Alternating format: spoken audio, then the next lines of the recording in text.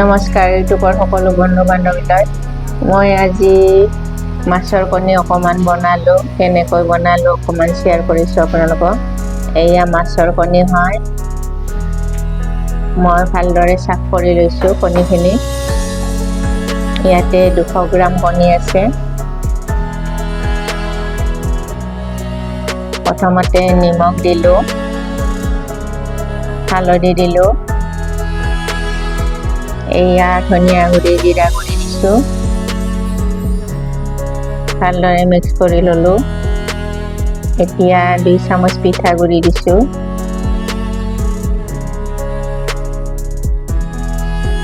এয়া red chilli powder অলপমান দিছো হাফ টিস্পুন এতিয়া কেৰাহীত পানী লম মই স্টিম কৰাৰ কাৰণে এয়া কেৰাহীত পানী লৈছো হাফ গিলাচ এয়া বাটাৰ পেপাৰ পাৰি লৈছো ইয়াতে অলপমান ৰিফাইন তেল সানি ললো পেপাৰখনত এতিয়া মাছৰ কণীখিনি দিছো ইয়াতে খুব সোনকালে স্টিম হৈ যাব 10 মিনিটো নালাগে 5 মিনিটত স্টিম হৈ যাব এয়া স্টিম হৈ গ'ল ধুনীয়া কৰি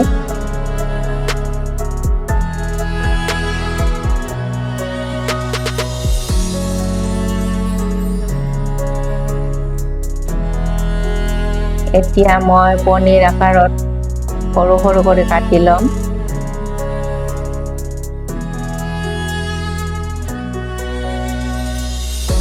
খুব টেষ্টি হয় বনাই খাব আপোনালোকে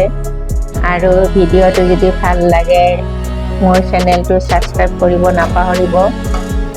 শেয়াৰ কৰিব কমেন্ট কৰিব কেনেকুৱা লাগিছে ভিডিঅ'টো এয়া শুকান জলকীয়া ইয়াতে জিৰা লং ইলাচি পিঁয়াজ দিছো এয়া আদা নহৰুৰ পেষ্ট দিলো 1 চামুচ এয়া বিলাহী দিছো 2টা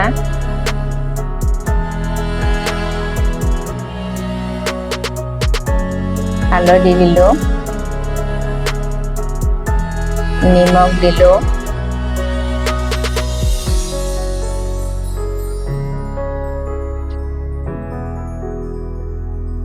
এয়া কণ দিছো আৰু কাজু কেইটামান দিছো জিৰা গুড়ি ধনিয়া গুড়ি গৰম মছলা ৰেড চিলি পাউডাৰ ভালদৰে মিক্স কৰি দিলো এয়া কেঁচা জলকীয়া এয়া ভজা হৈ গ'ল মোৰ এতিয়া পানী 1 বাটি দিছো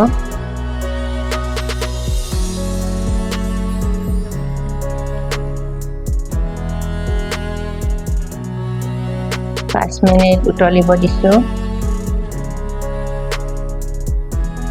এয়া মাছৰ কণীখিনি দি ললো এয়া খুব ধুনীয়া গ্ৰেভি হৈছে মাছৰ কণীৰ গ্ৰেভি